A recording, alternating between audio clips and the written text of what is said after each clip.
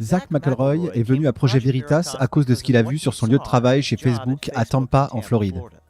Il a vu et filmé des choses prouvant des discriminations structurelles et culturelles chez Facebook à l'encontre des républicains et des conservateurs. L'histoire de McElroy soulève de sérieux doutes quant au témoignage sous serment du PDG de Facebook, Mark Zuckerberg, devant le Congrès, où il a affirmé que Facebook n'avait aucun parti pris politique. Quel pourcentage des postes signalés dans la file d'attente dédiée au harcèlement civique, comme on dit, étaient d'orientation républicaine conservatrice? J'ai vu un contraste frappant entre les républicains et les démocrates dans cette file d'attente. J'ai vu au moins 75 à 80% de postes, de pages républicaines, de journalistes politiques et de pages qui soutenaient le président ou soutenaient les conservateurs.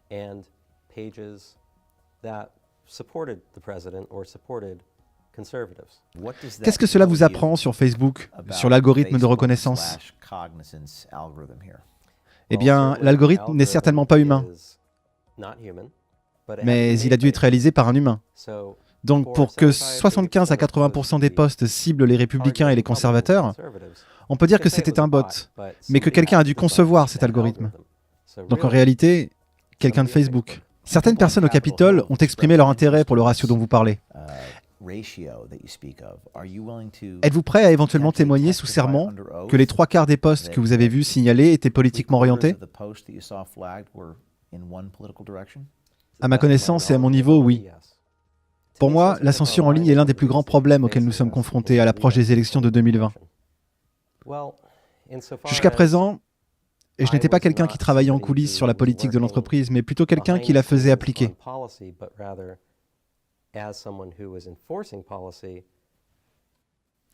J'ai vu les gens autour de moi et je me suis vu moi-même. J'ai comparé un peu et je me suis dit, vous savez quoi? Il n'y a pas beaucoup de conservateurs ici. Et parce qu'il n'y a pas beaucoup de conservateurs, je ne pense pas vraiment qu'il y ait beaucoup de gens qui défendent les voix des conservateurs.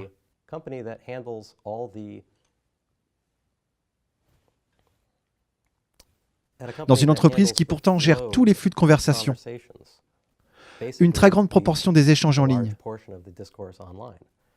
Et nous sommes essentiellement responsables de ce qui est dit et de ce qui est étouffé. Vous avez mentionné les élections et vos préoccupations concernant l'ingérence de Facebook ou son application dans les élections de 2020.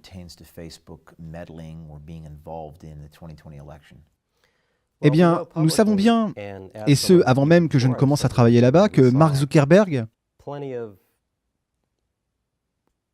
a fait de nombreuses déclarations publiques sur le fait qu'il ne voulait pas s'immiscer dans les élections, qu'il voulait donner à tout le monde la possibilité de s'exprimer librement. Mais nous savons qu'en privé, ces gens-là ont des opinions très différentes. Et nous l'avons vu avec la vidéo précédente sur Facebook que vous avez publiée. Et je n'avais aucun doute que ce qu'il a dit publiquement n'était pas ce qu'il veut faire au fond.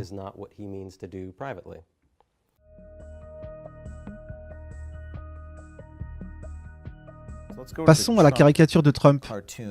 Celle-ci est juste un dessin que vous avez vu quand vous étiez en fonction là-bas. Oui, j'ai beaucoup vu cette image. Parlez-moi-en. Je crois que ce dessin se trouve dans un musée d'art à Portland. Ils l'ont présenté comme une prise de position politique et Facebook a réagi face à cette image. Du moins en interne. Ils nous ont donné un mémo disant que cela ne constituerait pas de violation pour violence, provocation ou autre.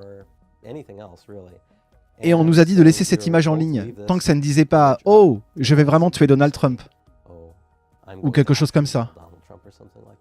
Vous venez de nous parler de cette image qu'ils vous ont permis de laisser en ligne. Et ils estiment que ce dessin avec Elmer Fudd est d'une grande sévérité en termes de violence et de provocation. Mais que ce n'est pas le cas pour celle-ci. Comment est-ce que vous conciliez tout ça, vous en tant que modérateur salarié chez Facebook? Eh bien franchement, je ne sais pas. Il n'y a pas de différence entre les deux images. Il n'y a aucune raison logique pour que la réaction attribuée à ces deux posts soit différente.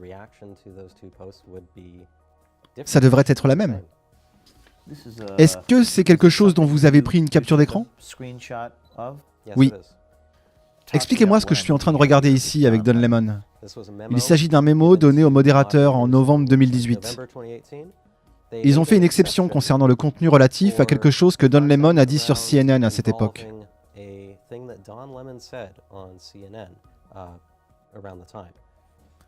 Il est écrit que l'animateur de CNN, Don Lemon, a récemment déclaré que les hommes blancs sont, ouvrez les guillemets, la plus grande menace terroriste de ce pays, fermez les guillemets. Cela sous-entend que les blancs sont des terroristes, ce qui violerait donc normalement la politique de contenu pour propos déshumanisants, comme ils disent. Comme il s'agit d'un événement d'actualité, l'équipe de Facebook chargée de la politique de contenu autorise une exception restreinte pour ce contenu sur la plateforme. Pourquoi ferait-il cela ? C'est difficile à dire. Ils essaient de montrer que cela a un intérêt médiatique, mais franchement, s'ils disent que c'est digne d'intérêt, cela signifie qu'ils peuvent dire que tout ce qu'ils veulent est digne d'intérêt. Il est évident que Facebook cherche à bénéficier du soutien de groupes comme CNN et de présentateurs comme Don Lemon. Les commentaires de conservateurs lambda sur des vidéos de Project Veritas ont également été signalés dans la file d'attente. Et dans ce cas, il s'agissait d'un post concernant l'enregistrement par Project Veritas du micro de la présentatrice d'ABC, Amy Robach, alors qu'elle parlait d'Epstein. Pourquoi l'algorithme a-t-il signalé cela ? Je ne sais pas pourquoi l'algorithme a signalé ça. Je ne sais pas pourquoi un bot aurait choisi de sélectionner la page du Project Veritas sur Instagram ou Facebook. Pour monitorer, essentiellement.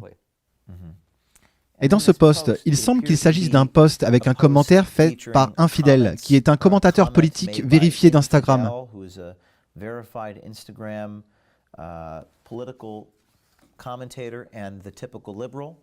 Ainsi qu'un autre commentaire de Typical Liberal, qui est un autre commentateur vérifié d'Instagram. Et dans ce post d'Infidel, on peut lire « Heureusement, il y a des journalistes respectables, comme ceux de Projet Veritas, qui sont prêts à traquer et à dire la vérité, quelle qu'elle soit. Oh, et Epstein ne s'est pas suicidé. Pourquoi cela est-il signalé ? Franchement, il n'y a aucune raison de le signaler. Est-ce que ce sont les seuls messages sur Projet Veritas que vous avez vus qui ont été signalés ? Les enregistrements d'Amy Robach ? J'ai vu celui-là. Je pense que j'en ai peut-être vu un autre que je crois avoir enregistré.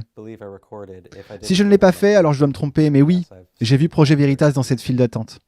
Nous signaleront-ils davantage après la publication de cette vidéo ? Je pense qu'ils le feront, oui. Je peux vous montrer quelque chose ? Vous savez la file d'attente pour harcèlement civique dans laquelle nous nous trouvons ces derniers temps ? Oui. Est-ce que c'est moi ou est-ce que ce sont tous des républicains là-dedans ? Oui, mais une grande partie provient de la page de Trump en particulier. Ouais, parce que je viens de voir un post sur Bernie et 5 posts sur Trump à la suite. Oui, ça a l'air très orienté, républicain, du genre « j'aime notre président ». Pourquoi est-ce qu'on a ça ? Steve Grimmett est un modérateur de contenu pour Facebook à Austin, au Texas. C'est une société très progressiste qui est très anti-MAGA. Je sais que Facebook a une règle pour Trump, où il l'autorise toujours sur la plateforme, même s'il dit des choses que quelqu'un d'autre avait dit. Et c'est l'avantage, c'est que même s'il dit quelque chose, si c'est répété, on peut au moins attraper le citoyen lambda. Mais ça revient à notre discussion de tout à l'heure. C'est difficile quand il s'agit du président, c'est son mode opératoire, c'est son rôle. Mais vous savez, Facebook a fait un bien meilleur boulot en contrôlant moins les imitateurs et moqueurs qui s'en prennent à Trump. Je suppose que vos collègues ont supprimé beaucoup de trucs sur Trump. Personne n'aime Trump. Vous n'en laissez passer aucun, n'est-ce pas ? Si vous voyez un poste conservateur, vous vous en débarrassez, n'est-ce pas ? Oui, j'en ai rien à foutre, je vais juste le supprimer. Bien. Même si c'est la politique de l'entreprise, vous l'effacez, n'est-ce pas ? Ouais, je m'en fous, il reste une semaine. Qu'est-ce qu'ils vont faire ? M'envoyer au bureau de la politique de contenu ? J'en ai rien à foutre. Vous m'avez dit que vous aviez juste supprimé tous les postes de conservateurs. Ils ont juste disparu. Ouais. Non, mais honnêtement, à chaque fois que je supprime des gens qui postent des trucs sur Trump, je me dis « Tu devrais être surveillé, toi, mec !» Vous savez, les partisans de Trump aiment balancer sur leur syndrome du dérangement de Trump, comme si les libéraux étaient fous. Je me dis, mais en fait, c'est toi qui as ce putain de syndrome de dérangement de Trump, parce que tu perds la tête avec ton Trump 2020 MAGA.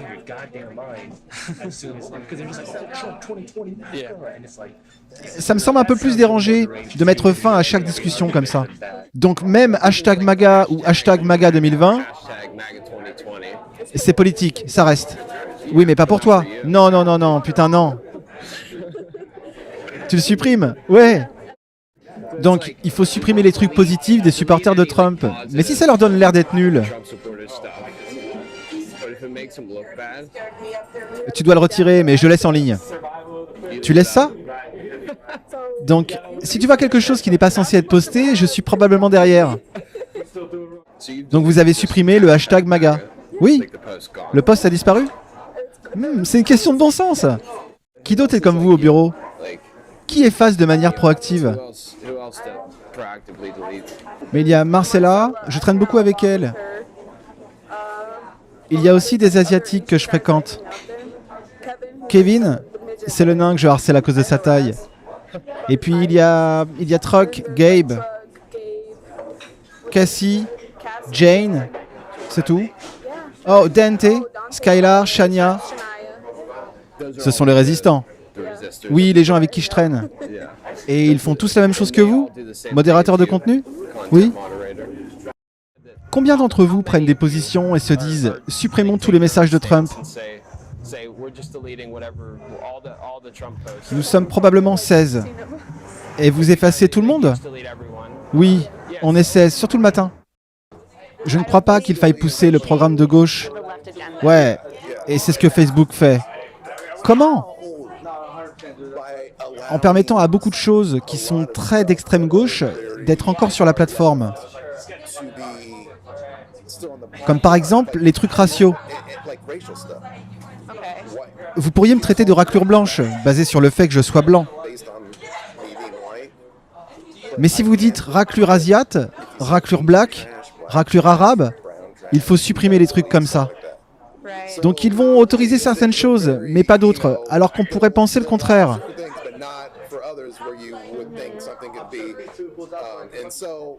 Et ce n'est qu'un exemple. Mais politiquement, vous pourriez dire tout ce que vous voulez, sauf tuer pour quelqu'un de droite.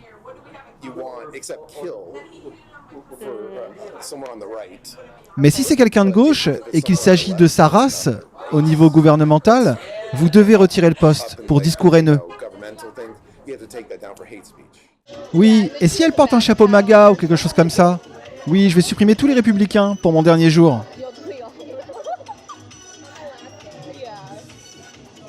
Oui, je le ferai bien aussi.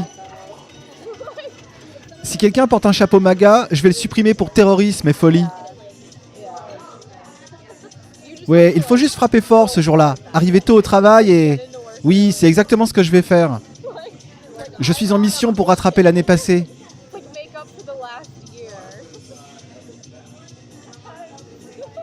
Je pense qu'on fait tous ça. Oh, vraiment? Oui. S'ils attaquent Bernie ou quelque chose comme ça, j'enlèverai le post. Ouais, je peux l'enlever. Quel genre de choses? Bernie est ceci et cela, il ne croit pas en ça. Ou il est juste comme ci ou comme ça, je vais juste le supprimer. Imaginez l'impact que vous pourriez avoir si vous supprimiez ces types de posts. Ouais.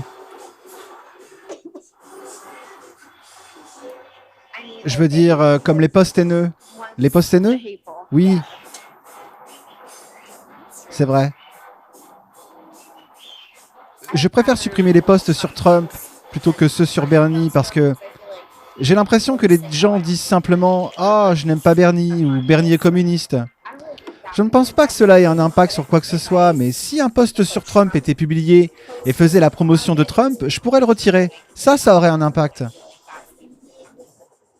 Les actions des modérateurs de contenu ne sont peut-être pas une preuve concluante de la partialité qui règne chez Facebook, mais cela témoigne certainement de la culture anti-conservateur qui, selon McElroy, est omniprésente. Eh bien, c'est très simple. Vous avez une formule. Vous avez un lieu de travail rempli de démocrates de gauche, essentiellement libéraux, et ils sont chargés de modérer l'ensemble des échanges publics.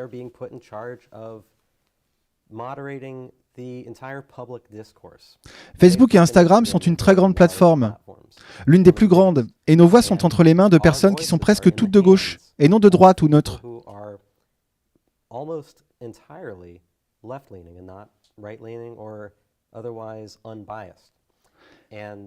Et en parlant avec beaucoup d'entre elles, j'ai découvert qu'elles n'hésitent surtout pas à manifester leurs engagements politiques en supprimant ou en laissant des contenus. Qu'elles soient autorisées ou non, et qu'elles soient ou non pénalisées pour cela. Surtout quand elles n'ont rien à perdre, c'est-à-dire qu'elles sont licenciées. Parfois je supprime des trucs que je ne suis pas censé effacer, mais peu importe. Ouais, je sais, je ferai la même chose. Je trouve parfois des excuses béton pour qu'ils laissent couler. Tout le monde s'en fout. Tout le monde s'en fout. Ils suppriment tout ce qu'ils veulent. Je connais beaucoup de gens, vous savez, qui en reviennent toujours à la politique. Mais bon, c'est le combat pour le bien. Je connais beaucoup de gens qui effaçaient des posts liés à Trump. Oh oui, je le savais aussi, mais je me disais, vous savez quoi? Je ne vais pas en tenir responsable de l'avoir supprimé. Il nous reste 30 minutes. Qu'est-ce que tu veux que je fasse? Ouais, c'est pour le mieux. Ouais, grave. Faut virer le Cheeto du bureau ovale. Je suis en train de penser, à supprimer tous les messages de Donald Trump que je vois dans l'historique. Ah, ok, je pensais que j'étais la seule. Je pensais que j'étais la seule à faire ça. Tu le fais? Je pensais que j'étais la seule à le faire. Je suis juste pleine de rancœur. Pleine de rancœur? Ouais, je me venge pour toutes les merdes que je dois voir. Mais vous pensez qu'ils vont vous inspecter? Qui sait? Je ne sais pas. J'ai juste l'impression d'agir, de faire quelque chose. Je pense qu'encore une fois, qu'ils veulent faire partie du tableau, de cette image globale. Et c'est pourquoi les chrétiens sont toujours... Vous ne pouvez pas savoir à quel point Jésus est attaqué encore et encore et encore. Contre Jésus ou toute autre marque de christianisme. Vous pouvez blasphémer contre Jésus autant que vous voulez sur Facebook. Mais si vous vous en prenez à quelqu'un qui porte un de ces chapeaux islamiques et si vous pensez qu'il va se faire sauter, eh bien c'est considéré comme un discours de haine. Mais s'il y a quoi que ce soit ici de chrétien, comme partager un verset de la Bible ou même simplement sembler être contre l'homosexualité, alors c'est considéré comme un discours haineux. C'est un discours de haine. Vous savez, ceci, cela, ce n'est pas autorisé. Il est plutôt clair que Facebook a un agenda politique. Et il est également clair que si vous n'êtes pas en phase avec cela, vous avez moins de chances d'être entendu. Pensez-vous que si c'était un lanceur d'alerte pro-Trump, il le protégerait autant? Oh non, je pense que Facebook est très subjectif quant aux personnes qu'il choisit de protéger. Par rapport à la partialité, vous avez vu la stratégie de shadow banning de Twitter? Avez-vous quelque chose d'identique chez Facebook? Facebook fait du shadow ban. Ils sont connus pour ça, ils disent que non, mais il est clair que le contenu des gens n'apparaît pas parce qu'il a été retiré de la file d'attente. Ouais, c'est fou. Ils font quelque chose, ils font juste semblant de ne rien faire. Eh bien, c'est définitivement en train de se faire. Je ne sais pas s'ils ont de vrais projets de shadow banning. Par exemple, tu postes des trucs et personne ne peut les voir. T'es pas banni, mais personne ne peut voir tes posts. Donc une grande partie des choses que nous devons surveiller sont les rabatteurs. Le contenu provenant des endroits qui sont un refuge pour le nationalisme blanc.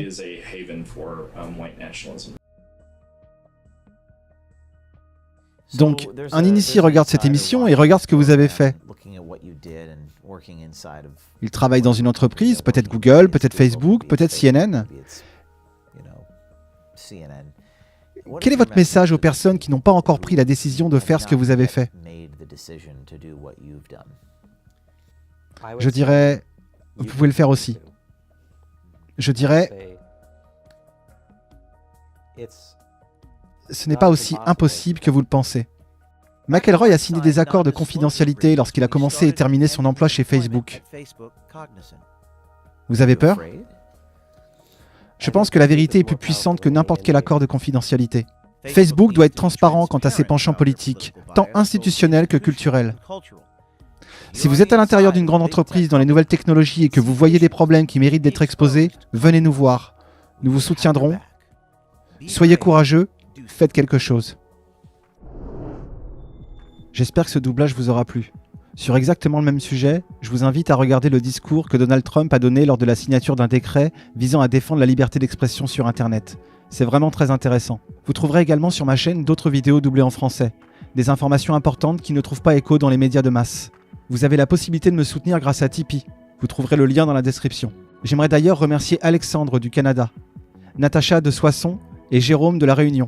Merci à vous trois pour vos dons. N'oubliez pas de vous abonner, d'activer la cloche et bien évidemment de partager. À très bientôt.